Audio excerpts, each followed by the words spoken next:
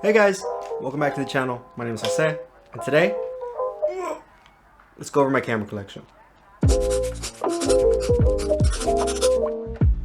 Okay, so recently I had a comment asking me to show off my camera collection, and I haven't really had a request for a video recently, and that kind of got me excited. So we're gonna go over every single camera in my collection, starting from the least to most expensive. Let's get into it.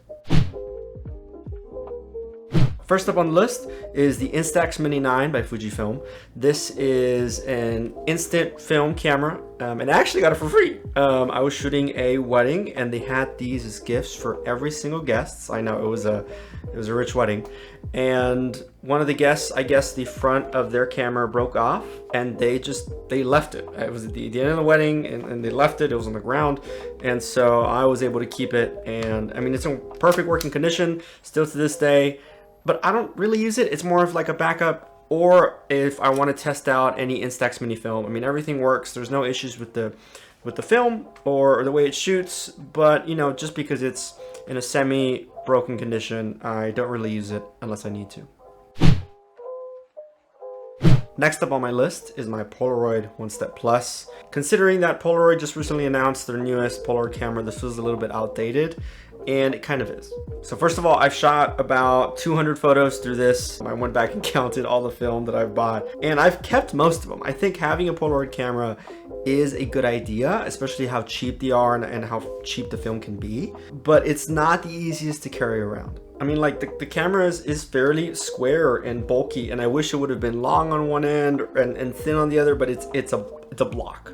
And so it makes it kind of annoying to carry around. The ergonomics aren't really the best either. It's not really my favorite, and you can't fine tune the settings. I mean, there is an option for a plus and minus exposure dial, but unless you're in the app, which isn't that accurate either, you can't really fine tune the settings, especially on the fly.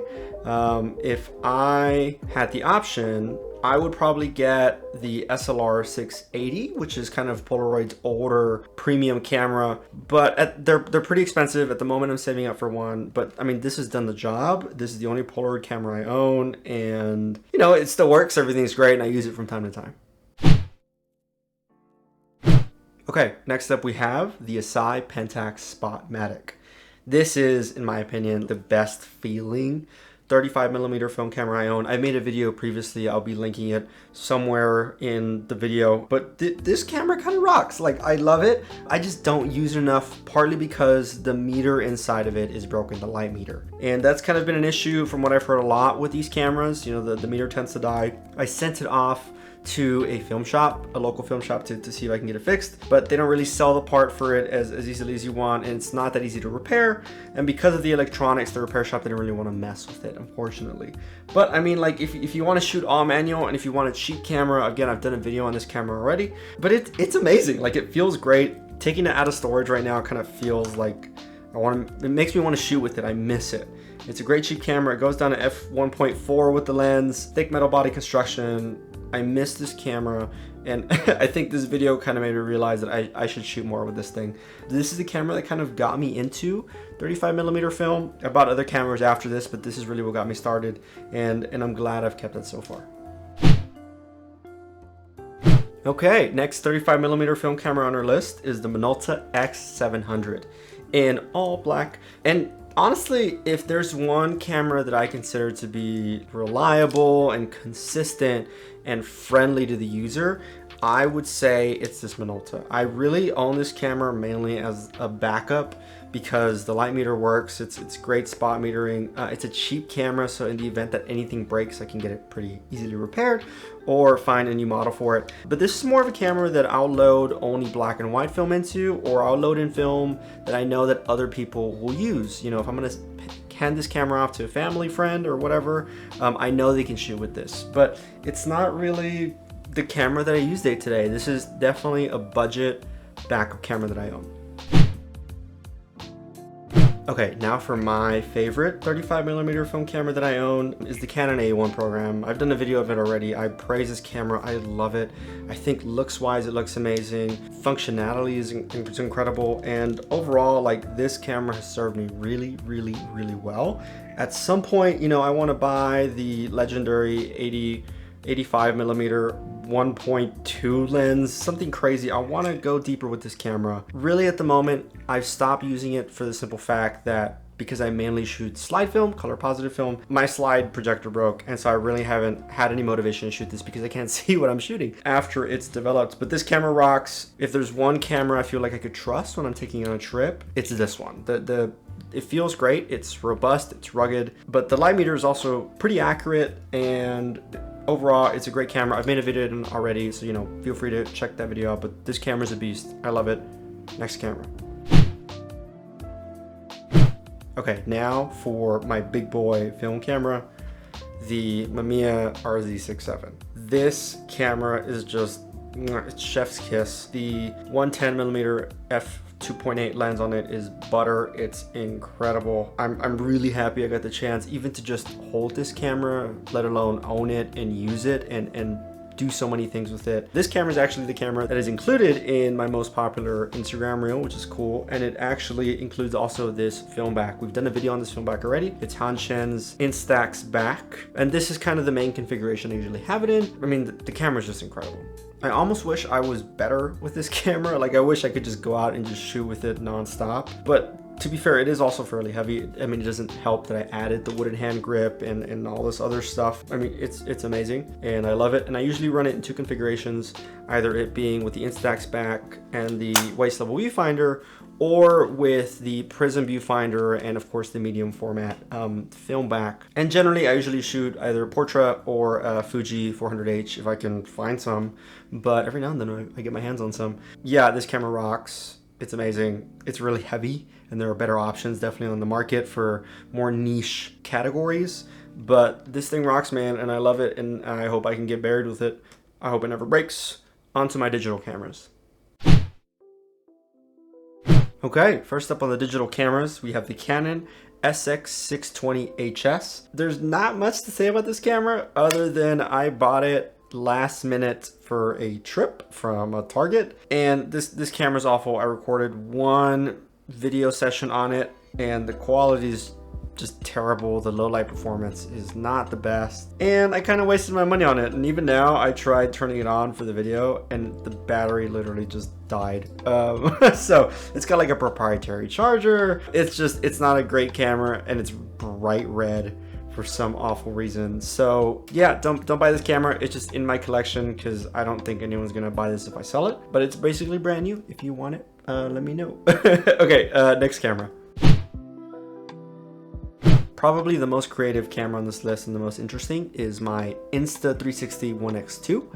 For those of you that don't know this camera, this is a 360 camera, and this is the camera I love to use if I know that I want full behind the scenes coverage. I want to get all these different angles, but it's just me and I'm already shooting something and I can't go and do behind the scenes stuff. This is the camera I love to have on me. I can just plop this down somewhere, and the video editing app on this is honestly kind of insane. I mean, yeah, the quality of the video isn't the best. The low light performance is definitely something, to be more desired of, but in terms of being able to shoot different scenes in different angles and shots by myself, this camera is the way to do it. Keeping on the terms of interesting cameras, I now have my GoPro Hero 11 black, but on my drone.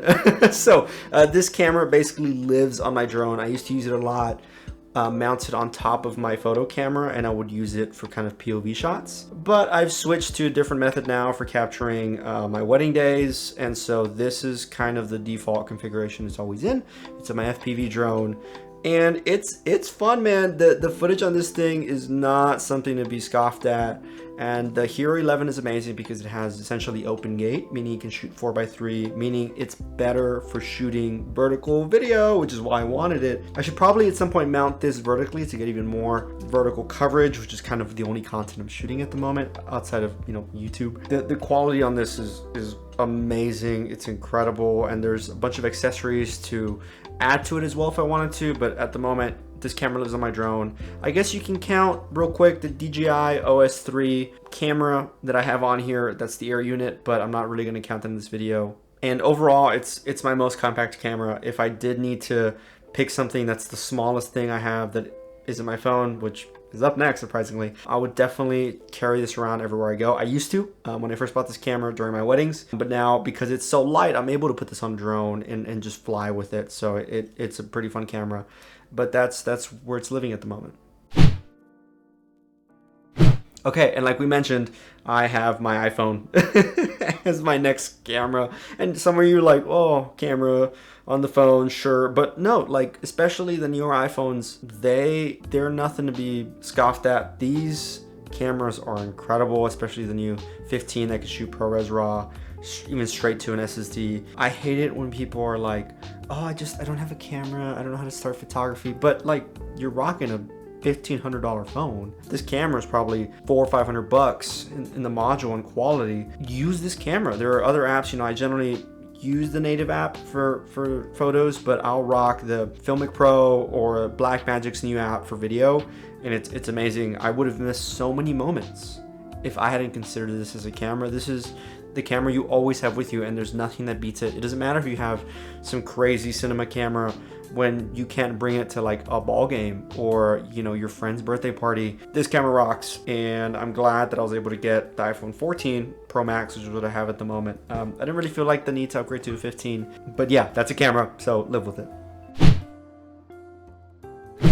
Okay, if I could recommend like one camera out of all this list that I think is the best camera out there, it's the Sony A7 IV. This thing is on another level. I think when it comes to Sony's consistency and their amazingness in the full frame mirrorless game, the A7 IV is just peak. I know that the 5 is out, and they recently announced the 9 and all those other amazing cameras, and they're great. But for the money, I mean, this does 4K 60 crop, sure, but 4K 60. I mean, this does, you know, amazing. What is it, like 24 something megapixels? You know, this is a camera that I've shot 50 weddings in since end of February, early March. It is now November, and it kills it. Amazing. I used to have the A7 II and then the A7R II, and those cameras collectively I shot about 200,000 photos, more than 2,000 photos with. But this is, I'm probably going to shoot more than that on this. This camera is amazing. The flip out screen is a lifesaver. And before I had the next camera on this list, which, spoilers, is the FX3 that I'm recording this video with, this was doing amazing for video. I mean, this is the perfect hybrid camera for the price, performance. It's amazing. At the moment, I have a skin on it that I have the same one on my FX3 to kind of protect it from bumps and scratches. I wish I had done that on my Sigma lens, because this Sigma lens has seen probably close to 300,000 shots on, and it's still kicking, but it's pretty scratched up. Battery life on it is incredible. This camera pays my rent. Like this is the one that allowed me to buy the FX3. This is the camera I work on day in, day out, and I'm tempted to buy a second one. I'm gonna keep, but to be fair, I'm gonna keep the description brief on all this camera because I do want to make a video on it at some point praising it. I love this body, and that's really it. If I am gonna be buried with one camera, even though I would love to be it to be the Mamiya RZ67, it will probably be the Sony A7 IV. So now I have to do a camera change so you can see the FX3. Okay, so we had to switch over to the DJI mic, so hopefully the audio sounds not that bad. The FX3. This is the last camera on my list. This is my most recent purchase.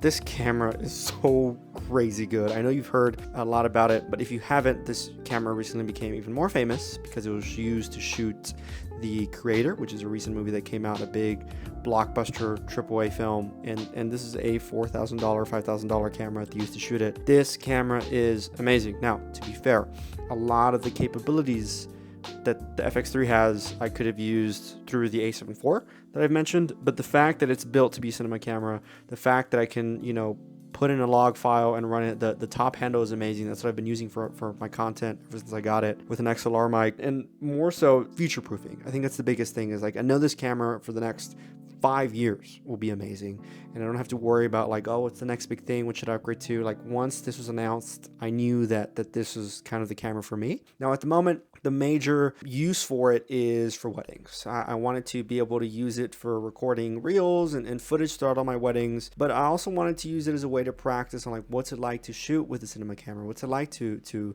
expose log footage and run audio channels and not make your footage look super shaky without using a gimbal. And so this camera is not only an amazing tool, but it's something that I'm using to teach myself on how to be a better videographer too. And then really lastly, on top of that, because these are both Sony cameras, the A7 IV that I mentioned previously and the FX3, I am running Tamron 24 to 70 or 28 to 75 or whatever it is, though I want to change that lens soon. I don't really love it. It's a little soft. The build quality isn't the best, and I've had it for years. I think I can finally upgrade. I have a Sigma 35mm, which is I'm using to record this video right now, and the legendary Sigma R50, which I love. This lens is amazing, as well as the Voigtlander 65mm macro lens that I use for, you know, all my ring shots and any macro photography that I might need throughout my day. So that is my camera collection. Let me change back to this camera. But that's the FX3. Let me change back for the outro. Okay, cool. There we go. So and that's it. I don't even need to switch cameras for the outro, but I wanted to because I love the FX3 so much. That's it. That's all I got. What's nice about having, you know, kind of these backups and varieties of cameras is I'm able to fill every niche, you know, whether it wanted to be real estate or weddings or portraits or events. Like, I've got something for everything. So whenever people come to me with an unusual request or something specific, I know I can get it covered. On top of that, because I tend to be out and about in so many locations and I try to be quick and I want backups, I'm able to have cameras not just at home, but maybe I leave them with my girlfriends, I leave them at a venue and I know I'm gonna work at the next day. I have one always with me. I have some at home. Like, I'm able to have something always with me depending on the situation, instead of just having, you know, what was it, like 10 cameras all in one spot, because that's not smart in my opinion. You know, we want redundancy and we want safety measures, and that's why for me it's nice to have these cameras kind of available. But that's really it, guys. That I'm gonna, you know, leave it there for now. Let me know if you guys have any questions, have any video ideas you guys want me to explore. I loved making a video based on someone's comment. Thought that was kind of cool. So I'm gonna, you know, leave you guys. Thank you so much for clicking on the video, and I'll see you guys in the next one. Peace.